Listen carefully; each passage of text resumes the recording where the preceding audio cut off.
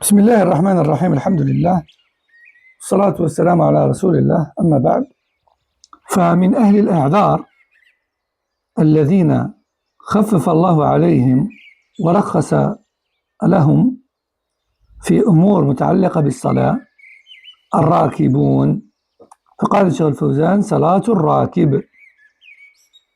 فإذا كان الراكب يتأذى بنزوله للصلاة على الأرض بوحل أو مطر، أو يعجز عن الركوب إذا نزل، أو يخشى فوات رفقته إذا نزل، أو يخاف على نفسه إذا نزل من عدو أو سبع، ففي هذه الأحوال يصلي على مركوبه من دابة وغيرها، فلا ينزل إلى الأرض، لحديث يعلى بن مرة أن النبي صلى الله عليه وسلم انتهى إلى مضيق هو وأصحابه وهو على راحلته، والسماء من فوقهم والبلة من أسفل منهم، فحضرت الصلاة فأمر المؤذن فأذن وأقام، ثم قدم رسول الله صلى الله عليه وسلم تقدم رسول الله صلى الله عليه وسلم على راحلته فصلى بهم، يومئ إيماء ويجعل السجود أخفض من الركوع، رواه أحمد والترمذي. ويجب على من يصلي الفريضة على مركوبه لعذر مما سبق أن يستقبل القبلة إن استطاع، لقوله تعالى: وحيثما كنتم فولوا وجوهكم شطرة. ويجب عليه فعل ما يقدر عليه من ركوع وسجود وإيماء بهما وطمأنينة، لقوله تعالى: فاتقوا الله ما استطعتم. وما لا يقدر عليه لا يكلف به، وإن لم يقدر على استقبال القبلة لم يجب عليه استقبالها، وصلى على حسب حاله. وكذلك الراكب الطائرة يصلي فيها بحسب استطاعته من قيام أو قعود أو ركوع وسجود أو إيماء بهما بحسب استطاعته مع استقبال القبلة لأنه ممكن. Donc, la deuxième catégorie des personnes qui peuvent avoir des contraintes dans leur prière, ce sont les personnes à bord de montures. Les personnes à bord de montures, telles que les voyageurs. Donc il est permis à celui qui est en voyage, que ce soit sur un cheval, un chameau, en train, en avion, en bateau ou autre, de prier à bord de ce moyen de locomotion, s'il a une excuse valable, islamiquement parlant, bien sûr. Comme par exemple la boue, la pluie, ou la difficulté de descendre, ou encore la difficulté de remonter après être descendu, ou la peur de manquer le temps de la prière en descendant, ou la crainte d'un danger comme un ennemi, ou les voleurs, ou les bêtes sauvages. Et bien dans tous ces cas-là, et d'autres encore qui sont similaires, Cheikh Al-Fawzan nous dit: la personne peut prier sur sa monture. Et peu importe qu'elle soit, que cette monture soit un chameau, un cheval ou autre. Il n'y a pas besoin de descendre à terre si vraiment excuse valable il y a. D'ailleurs, il y a un hadith rapporté d'après Ya'la ibn Murrah qui dit qu'un jour, alors qu'ils étaient sur leur monture avec le prophète sallallahu alayhi wa sallam, que la pluie était ininterrompue et le sol était couvert de boue, le prophète sallallahu alayhi wa sallam a dit au mu'adhin de faire l'adhan et l'iqama, puis le Rasul sallallahu alayhi wa sallam s'est avancé avec sa monture et a prié avec eux, tout en restant sur sa monture. Et ce hadith est rapporté par Ahmad et Tirmidhi. Donc ils ont prié en faisant des gestes par inclinaison et prosternation. Donc ils ont fait l'inclinaison et la prosternation en penchant plus ou moins leur tête, tout simplement. Donc celui qui accomplit une prière obligatoire sur sa monture, par nécessité, doit, numéro 1, se diriger vers la Qibla, si c'est possible, conformément au verset qui a pour sens: craignez Allah autant que vous le pouvez. Numéro 2, faire tout ce qu'il peut, c'est-à-dire l'inclinaison, la prosternation, les gestes et la tranquillité dans la prière.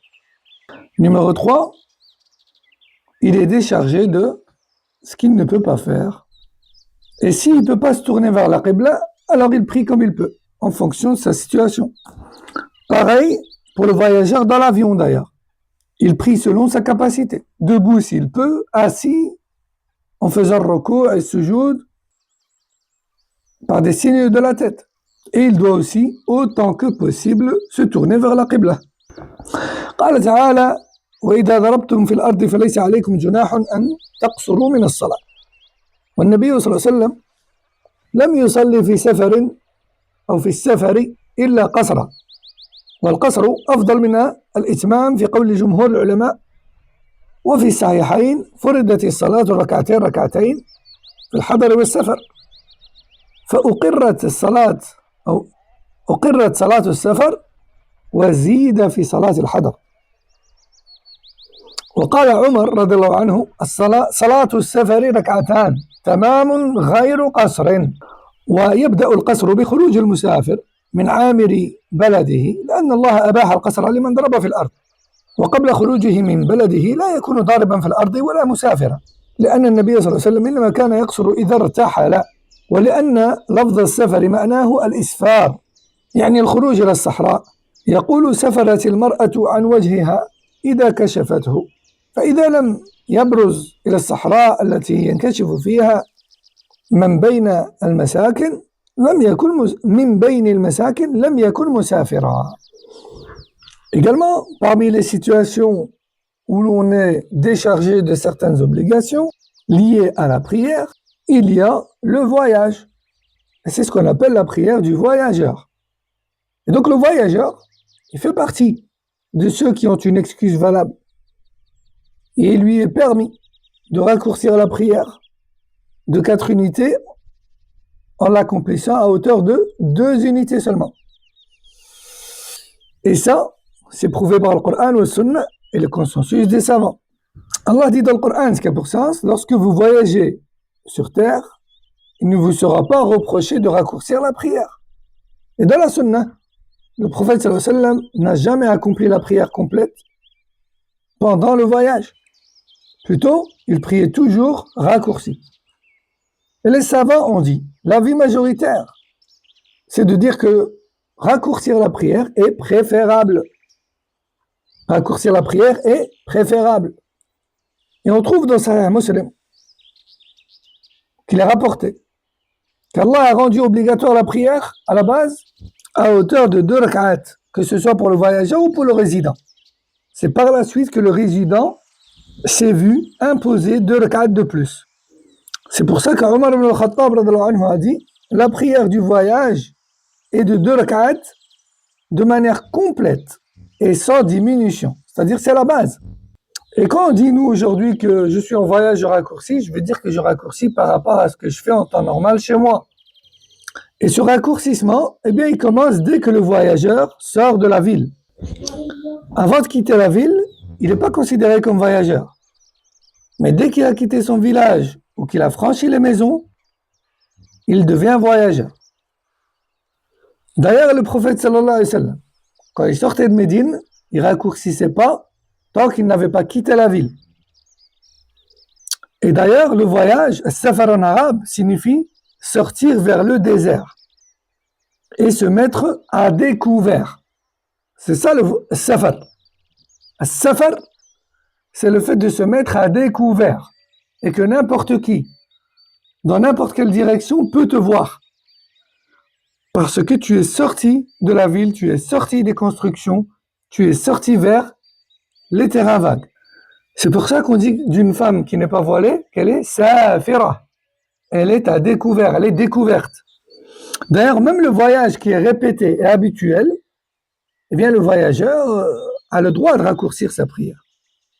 Entre parenthèses, comme les postiers, les chauffeurs de bus, de taxi, qui parcourent de longues distances de voyage lorsqu'ils sont en déplacement. ويجوز للمسافر الجمع بين الظهر والعصر وبين المغرب والعشاء في وقت إحداهما، فكل مسافر يجوز له القصر فإنه يجوز له الجمع. كل مسافر يجوز له القصر فإنه يجوز له الجمع. كل من يجوز له القصر يجوز له الجمع. وليس كل من يجوز له الجمع يجوز له القصر، وهذه قاعدة مهمة. فالجمع بين الصلاتين رخصة عارضة يفعله عند الحاجة، كما إذا جد به السير، لما روى معاذ رضي الله عنه أن النبي صلى الله عليه وسلم كان في غزوة تبوك إذا ارتحل قبل زيغ الشمس أخر الظهر حتى يجمعها إلى العصر فيصليهما جميعا، وإذا ارتحل بعد زيغ الشمس صلى الظهر والعصر جميعا ثم سار. وكان إذا ارتحل قبل المغرب أخر المغرب حتى يصليها مع العشاء، وإذا ارتحل بعد المغرب عجل العشاء فصلاها مع المغرب، رواه أبو داود والترمذي. وإذا نزل المسافر في أثناء سفره للراحة فالأفضل له أن يصلي كل صلاة في وقتها قصرا بلا جمع، ويباح الجمع بين الظهر والعصر وبين المغرب والعشاء للمريض الذي يلحقه بترك الجمع مشقة.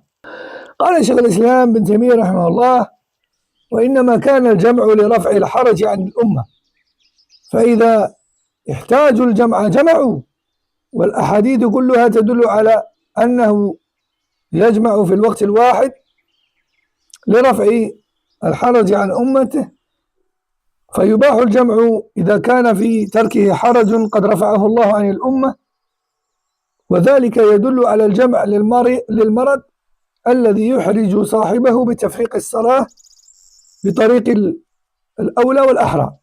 انتهى كلام شيخ الإسلام ابن تيمية رحمه الله. وقال أيضا: يجمع المرضى كما جاءت بذلك السنة في جمع المستحاضة، فإن النبي صلى الله عليه وسلم أمرها بالجمع في حديثين اثنين. انتهى. Donc le voyageur peut regrouper deux prières, الظهر avec l'asr et le maghrib avec l'isha, soit en avançant l'une au temps de l'autre, soit en retardant l'une pour la prière avec la suivante. Chaque voyageur qui a le droit de raccourcir a automatiquement également le droit de regrouper, si besoin. Mais le regroupement est une permission. Le regroupement, parce que certains pensent que le regroupement c'est une sunna, il faut regrouper. Non, le regroupement c'est une permission, c'est une facilité, si besoin il y a, c'est tout. D'accord? Donc, si besoin il y a, tu regroupes. Le regroupement est une permission, c'est une rukhsa liée à la nécessité, alors que le raccourcissement, lui, est plus général. D'ailleurs, il est rapporté dans le hadith que lors d'une expédition, le prophète sallallahu alayhi wa sallam, s'il partait avant que le soleil ne penche, il retardait le dhuhr jusqu'au asr. Et il le faisait avec l'asr. Mais s'il partait après le déclin du soleil, il priait le dhuhr et l'asr ensemble, puis seulement il continuait la route. De même, s'il partait avant le maghrib, il retardait le maghrib et il la faisait avec l'isha lors de l'isha. Et s'il partait après le maghrib, il avançait l'isha, il faisait le maghrib et l'isha, puis seulement il partait. Rapporté par At-Tirmidhi. Aussi, si le voyageur s'arrête pour se reposer, alors il est préférable qu'il prie ou qu'il accomplisse chaque prière en son temps, en 2 rak'at, mais sans regroupement. En 2 rak'at, mais sans regroupement. Yani s'il a le temps. Yani. Et le regroupement est aussi permis pour le malade. Et si le fait de séparer les prières, lui, est difficile, ça le fatigue à chaque fois de se lever pour aller prier, alors il se lève une seule fois, il prie les deux et il retourne se coucher. Si vraiment difficulté, il y a. Donc, règle très importante que beaucoup de gens ne comprennent pas. Toute personne qui a le droit de raccourcir a automatiquement le droit de regrouper. Mais toute personne qui a le droit de regrouper n'a pas forcément le droit de raccourcir. Le voyageur, lui, il a le droit de raccourcir et de regrouper. Mais le malade, lui, il a le droit de regrouper, mais pas de raccourcir. Parce que le raccourcissement est propre au voyage, contrairement au regroupement qui est propre à la nécessité. Cheikh l'Islam Ibn Taymiyyah rahimahullah dit: le regroupement a été légiféré pour lever la difficulté pour la communauté. Donc, si les musulmans ont besoin de regrouper, ils peuvent le faire. Et tous les hadiths vont dans ce sens. Aussi, le regroupement est autorisé quand il est permis d'enlever une difficulté. Comme pour le malade, comme on a dit. Le malade, il peut regrouper ses prières. Et aussi, comme il est rapporté dans la sunna aussi, il a rapporté que la femme en état de métroragie, par exemple, istihada, ce sont des écoulements sanguins prolongés, venant des parties intimes, eh bien, pour ce genre de femme, il est autorisé de regrouper les prières. Par rapport à la difficulté de passer à chaque fois aux toilettes, nettoyer, refaire le wudu, etc. Pour chaque prière, eh bien, Allah leur a facilité, comme le prophète sallam nous a transmis, de faire l'istinja ou le wudu une seule fois et de regrouper les deux prières, الظهر avec l'asr et le maghrib avec l'isha. قال الشيخ الفوزان ويباح الجمع لمن يعجز عن الطهارة لكل صلاة كمن به سلس بول أو جرح لا يرقأ دمه أو رعاف دائم قياسا على المستحاضة. فقد قال عليه الصلاة والسلام لحمنة حين استفتته في الاستحاضة قال وإن قويت على أن تؤخر الظهر وتعجل العصر فتغتسلين يعني تستنجين فتغتسلين ثم تصلين الظهر والعصر جميعا ثم تؤخرين المغرب وتعجلين العشاء ثم تغتسلين وتجمعين بين الصلاتين فافعلي. رواه أحمد أبو داود والترمذي وصححه. ويباح الجمع بين المغرب والعشاء خاصة لحصول مطر يبل الثياب وتوجد معه مشقة لأنه عليه الصلاة والسلام جمع بين المغرب والعشاء في ليلة مطيرة وفعله أبو بكر وعمر رضي الله عن الجميع. Donc aussi il est permis de regrouper les prières pour celui qui a du mal à rester en état de pureté pour chaque prière. Exemple, une personne qui souffre d'incontinence urinaire ou encore une plaie qui ne cesse de saigner, que tu ne peux pas mouiller plusieurs fois par jour, ou encore un écoulement sanguin permanent, comme celui de l'istihada, de la femme qu'on a cité juste avant, ou encore un saignement de nez continu, à cause duquel tu ne peux pas te rincer le nez à tout va. Et donc, par analogie aussi avec la femme en état d'istihada, car le prophète sallam a dit à Hamna, il lui a dit, dans ce cas, si tu peux retarder le dhuhr et avancer l'asr, c'est-à-dire près le dhuhr et l'asr à l'heure de l'asr, puis tu te laves les parties intimes et tu pries les deux ensemble. Tu peux aussi retarder le maghrib et l'accomplir avec l'isha en te lavant les parties intimes et en faisant les ablutions une seule fois également. Si tu peux faire ça, alors fais-le. Rapporté par Ahmed Abu Daoud et Tirmidhi, qui l'authentifie. Il est aussi permis de regrouper le maghrib et l'isha en cas de pluie qui mouille les vêtements et qui cause des difficultés. Qui mouille des vêtements et qui cause des difficultés. Parce que là, telles étaient les causes de cette facilité, de cette autorisation de la part d'Allah et de son messager. C'est la difficulté que ça présente. D'ailleurs, un des grands savants de notre époque, qui est Cheikh Abdel Mahsi al-Abbad, dans son explication de Sunan ibn Majah, eh bien, il relate ce sujet-là et il est questionné clairement, est-ce que s'il pleut de temps à autre, comme c'est le cas dans certains pays pluvieux, et à notre époque, où il n'y a plus de boue, etc., on a des routes goudronnées, etc., ça ne nous pose pas vraiment problème. Est-ce que c'est correct de regrouper à chaque fois qu'il y a de la pluie? Eh bien, le cheikh dit, s'il n'y a pas ces difficultés-là, eh bien, ce n'est pas correct de regrouper systématiquement. Car il faut regarder aux raisons exactes de cette autorisation, à savoir la difficulté occasionnée. Wallahu a'lam. Car le prophète sallallahu alayhi wa sallam a regroupé le maghrib et l'isha lors d'une nuit de pluie. Et Abu Bakr et Omar ont fait également cela. Mais n'oublions pas que lorsqu'on regarde tous les textes sur le sujet, on trouve qu'ils avaient de la boue et de la difficulté à se rendre à la mosquée. Parce que ils étaient mouillés, ils n'avaient pas des voitures ou des abris sous lesquels ils pouvaient marcher dans la rue comme aujourd'hui. Et aussi, ils avaient de la boue. Ce qui n'est pas le cas aujourd'hui, si ce n'est dans les milieux ruraux et très sous-développés. À ce moment-là, ils sont dans le même cas qu'à l'époque. Enfin, Cheikh Al-Fawzan nous dit قال شيخ الإسلام ابن تيمية رحمه الله يجوز الجمع للوحل الشديد والريح الشديدة الباردة في الليلة الظلماء ونحو ذلك وإن لم يكن المطر نازلا في أصح قولي العلماء وذلك أولى من أن يصلوا في بيوتهم بل ترك الجمع مع الصلاة في البيوت بدعة مخالفة للسنة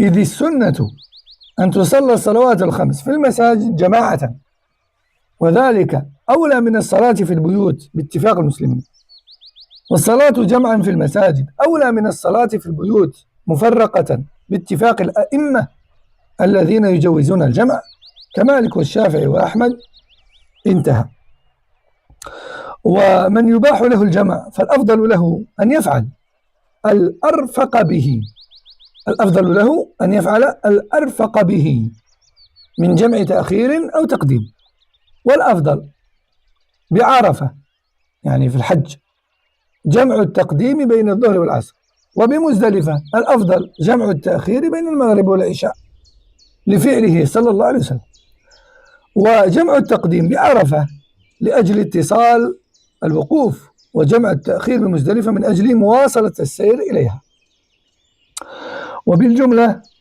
فالجمع بين الصلاتين في عرفة ومزدلفة سنة وفي غيرها مباح يفعل عند الحاجة وهذا مهم جدا بعض الناس لا يفرق في حالات الإباحة وحالات الندب فقال الشيخ الفوزان الجمع في عرفة ومزدلفة سنة وفي غيرهما مباح يفعل عند الحاجة وإذا لم تدعو إليه حاجة فالأفضل للمسافر أداء كل صلاة في وقتها فالنبي صلى الله عليه وسلم لم يجمع في أيام الحج إلا بعرفة ومزدلفة ولم يجمع بمنى لأنه نازل وإنما كان يجمع إذا جد به السير هذا ونسأل الله للجميع التوفيق للعلم النافع والعمل الصالح.